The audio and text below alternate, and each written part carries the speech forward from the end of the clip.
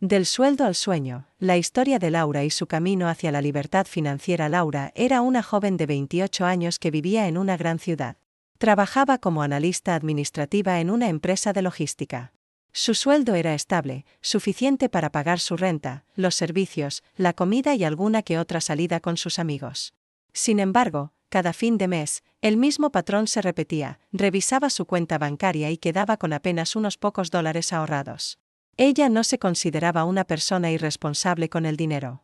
No gastaba en lujos excesivos, tampoco compraba ropa de marca todos los meses ni se daba grandes viajes. Pero aún así, parecía atrapada en una rueda que giraba sin detenerse, trabajaba duro toda la semana, esperaba el pago quincenal, pagaba sus deudas, cubría sus gastos, y volvía a empezar. Con el tiempo, comenzó a preguntarse si eso era todo lo que la vida le podía ofrecer, un empleo estable, un salario fijo y la seguridad de que, si se esforzaba lo suficiente, podría subir poco a poco en la escala corporativa. Pero dentro de sí, sentía una voz que le decía que debía aspirar a más.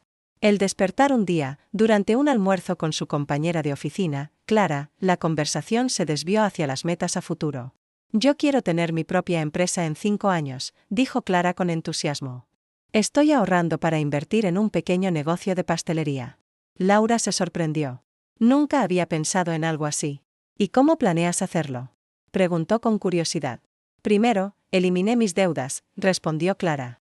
«Luego, empecé a ahorrar un 20% de mi sueldo todos los meses, sin excusas. Y ahora estoy aprendiendo sobre finanzas, inversión y administración». Las palabras de Clara encendieron una chispa en la mente de Laura. Esa misma noche, al llegar a su departamento, buscó vídeos en Internet sobre educación financiera. Descubrió un mundo nuevo del que nadie le había hablado antes: presupuestos, ahorro sistemático, libertad financiera, ingresos pasivos, inversión en fondos indexados, bienes raíces, negocios digitales. Por primera vez en mucho tiempo, Laura sintió esperanza. La primera decisión. Lo primero que hizo fue revisar sus cuentas.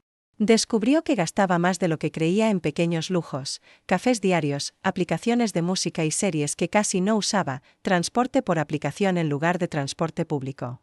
Aunque parecían gastos pequeños, al sumarlos representaban casi $200 al mes.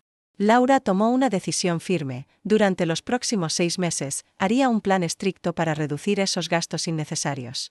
En lugar de gastar en café, empezó a prepararlo en casa.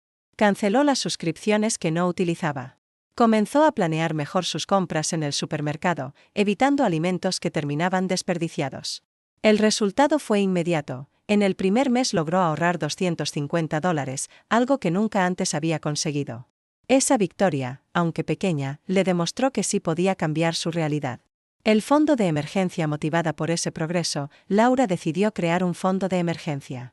Había aprendido que muchos expertos recomendaban ahorrar al menos de 3 a 6 meses de gastos básicos para estar protegida en caso de perder el trabajo o enfrentar una crisis inesperada. No fue fácil. Hubo semanas en las que sentía la tentación de gastar ese dinero en ropa o salidas. Pero se mantuvo firme.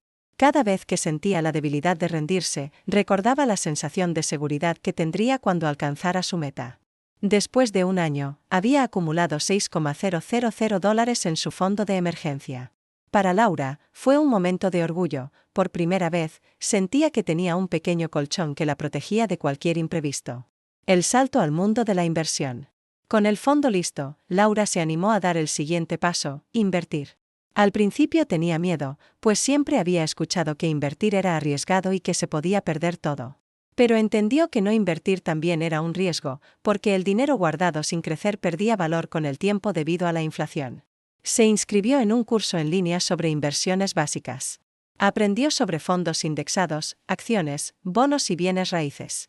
Descubrió que no era necesario ser millonaria para empezar. Con tan solo $100 podía abrir una cuenta en una plataforma de inversión.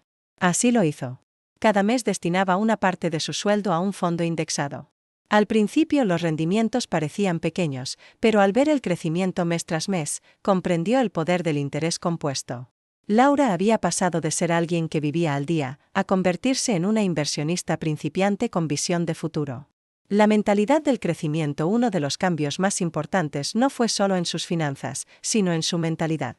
Laura comenzó a leer libros de desarrollo personal y finanzas: Padre Rico, Padre Pobre de Robert Kiyosaki, El hombre más rico de Babilonia de George S. Clason y Los secretos de la mente millonaria de T. Harv Eker. Cada página que leía reforzaba la idea de que la libertad financiera no dependía solo del dinero que ganaba, sino de cómo lo administraba y de la mentalidad con la que lo enfrentaba. Aprendió que debía pensar en grande, que debía ver el dinero como una herramienta y no como un fin en sí mismo. Se rodeó de personas que compartían sus mismos objetivos. En lugar de gastar horas viendo televisión sin sentido, comenzó a asistir a charlas y seminarios sobre emprendimiento. Poco a poco, su círculo social también empezó a cambiar. Ahora tenía amigos que hablaban de negocios, de oportunidades y de proyectos, en lugar de quejarse del jefe o de la falta de dinero. El emprendimiento. Un día, mientras ayudaba a una amiga con la organización de un evento, Laura descubrió que tenía talento para la planificación y la logística. Le encantaba coordinar, negociar con proveedores y asegurarse de que todo saliera perfecto. Decidió probar suerte y abrir un pequeño negocio paralelo de organización de eventos. Al principio, solo eran cumpleaños y reuniones pequeñas.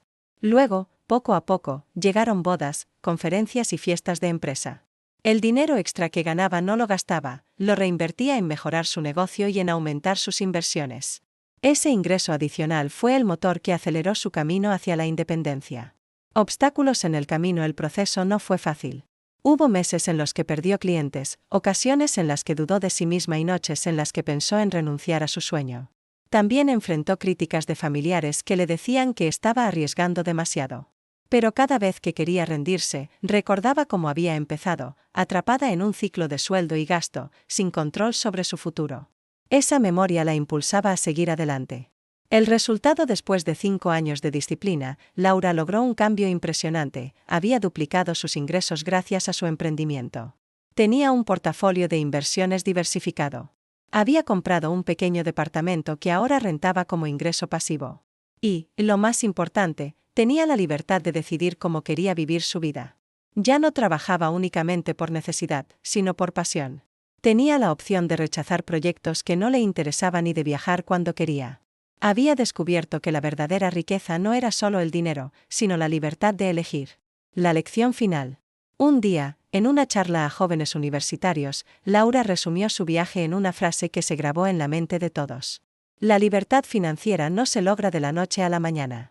Es un camino de disciplina, paciencia y visión. Pero cada paso que das hoy, por pequeño que sea, es una semilla que florecerá mañana. Suscríbete.